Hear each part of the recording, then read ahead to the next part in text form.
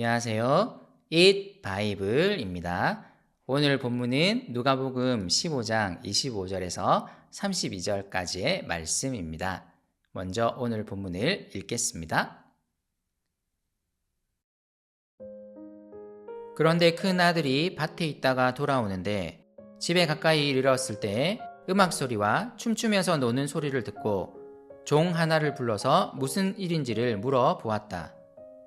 종이 그에게 말하였다. 아우님이 집에 돌아왔습니다.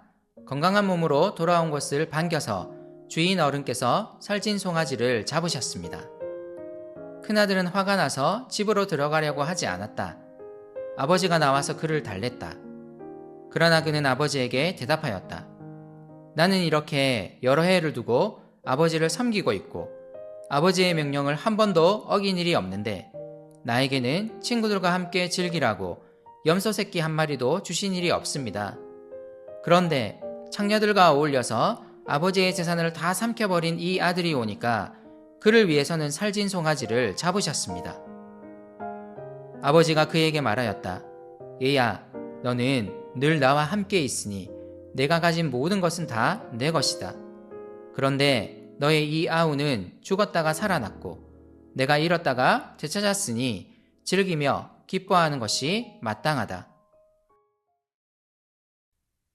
누가복음 15장에는 잃은 양, 잃은 드라크마, 잃은 아들에 대한 비유가 연달아 등장합니다. 예수님은 죄인들과 어울린다는 바리새파 사람들과 율법 학자들의 비아냥거림에 이야기를 들려주심으로써 답하십니다. 죄인들을 찾을 때까지 찾으시는 하나님의 모습을 그려주십니다. 그리고 이야기는 탕자의 비유, 곧 잃은 아들을 다시 찾은 아버지의 비유에서 그 절정을 이룹니다. 매우 무례하게 아버지를 대한 작은 아들이 방탕한 생활로 모든 재산을 다 써버렸습니다. 그리고 아버지께로 다시 돌아오고 아버지는 이 아들을 환대할 뿐만 아니라 아들로서의 지위까지 회복시켜 주었습니다. 아버지는 사람들에게 잃은 아들을 되찾았다고 외치며 기뻐합니다. 그리고 온 동네는 아버지가 벌인 잔치로 떠들썩합니다. 큰아들이 밭에서 일을 하다가 돌아옵니다.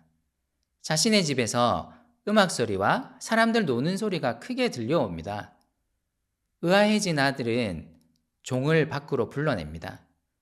그리고 이 잔치가 왜 벌어지고 있는 것인지 묻습니다. 종이 신난 목소리로 말합니다. 아우님이 집에 돌아오셨습니다. 그것도 건강한 몸으로 돌아오셨습니다. 주인 어른이 너무 기뻐서 살찐 송아지를 잡고 사람들을 모아 잔치를 열고 있는 중입니다. 여러분이 이 큰아들이었다면 어땠을까요? 사실 저도 너무 화가 났을 것 같습니다. 그냥 집을 나간 동생이 아니지 않습니까? 아버지가 죽기도 전에 유산을 요구했고 아버지의 땅을 다 팔아버림으로써 집안 망신을 시킨 동생입니다. 게다가 방탕한 삶으로 그 재산을 다 허비한 동생입니다. 당연히 큰아들은 화가 나서 집으로 들어가지 않으려 하고 아버지가 나와서 큰아들을 달랩니다.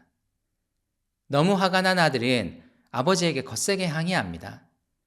나는 이렇게 여러 해를 두고 아버지를 섬기고 있고 아버지의 명령을 한 번도 어긴 일이 없는데 나에게는 친구들과 함께 즐기라고 염소 새끼 한 마리도 주신 일이 없습니다. 여기서 중요한 표현은 아버지의 명령을 한 번도 어긴 일이 없는데 입니다. 예수님은 지금 분명히 이 비유를 통해 바리새파 사람들과 율법학자들을 겨냥하고 계십니다. 이것이 바로 이 사람들의 자랑거리였습니다. 그들은 자신들이 하나님의 율법을 어긴 적이 없음을, 그 율법을 잘 지키고 있음을 자랑했습니다. 그리고 하나님의 율법을 다른 사람들도 잘 지키도록 만드는 것이 자신들의 사명이라 생각했습니다. 그래서 바리새파 사람들과 율법학자들은 예수님이 자신들의 율법에 의해 죄인들로 규정된 자들과 어울리는 것이 달갑지 않았습니다. 율법을 따라 그 어떤 정결 의식도 하지 않은 자들에게 하나님 나라의 메시지가 전달된다는 것도 받아들일 수 없었습니다. 이로 인해 그들은 죄인들의 친구로 불리는 예수님을 비난하고 공격합니다. 죄인들이 하나님께로 돌아오고 있음에도 기뻐하지 않습니다. 그들이 보기에 이 죄인들은 여전히 율법을 준수하지 않는 죄인들이었기 때문입니다. 죄인들이 구원받는 것은 그들에게 화가 나는 일이었습니다. 그들의 공식, 곧 율법 준수에 의해 진행되는 일이 아니었기 때문입니다. 그래서 오늘 이야기의 큰아들은 아버지에게 화를 냅니다. 창녀들과 어울려서 아버지의 재산을 다 삼켜버린 이 아들이 오니까 그를 위해서는 살찐 송아지를 잡으셨습니다. 주목할 만한 것은 아버지는 큰아들에게 화를 내지 않습니다. 오늘 본문은 아버지가 아들을 달랬다 혹은 간청했다는 표현을 씁니다. 아버지는 이 큰 아들에게도 이미 자신의 재산이 주어졌다는 것을 상기시키며 자신이 잃은 아들을 찾음으로 인해 즐기며 기뻐하는 것은 당연한 것이라 말합니다. 작은 아들은 아버지에게는 잃은 아들이었기 때문입니다. 그리고 오늘 비유는 여기서 끝납니다. 큰아들이 그 다음에 어떤 행동을 했는지 예수님은 말씀하시지 않고 열린 결말로 끝이 납니다. 이 비유를 통해 예수님은 바리새파 사람들과 율법 학자들을 비판하셨습니다. 하지만 이야기가 이렇게 열린 결말로 끝나는 이유는 이 사람들을 달래기 위함이셨을 것입니다. 지금이라도 죄인들에게 선포되는 하나님 나라를 함께 기뻐하며 받아들일 것을 권고하기 위함이셨을 것입니다. 우리는 어떻습니까?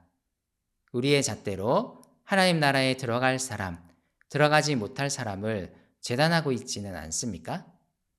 복음이 죄인들을 찾을 때까지 찾으시는 주님의 사랑을 이야기하는 것임을 정말 깨닫고 있습니까? 그렇다면 우리는 세상을 그리고 내 주변의 사람들을 어떻게 바라보아야 할까요?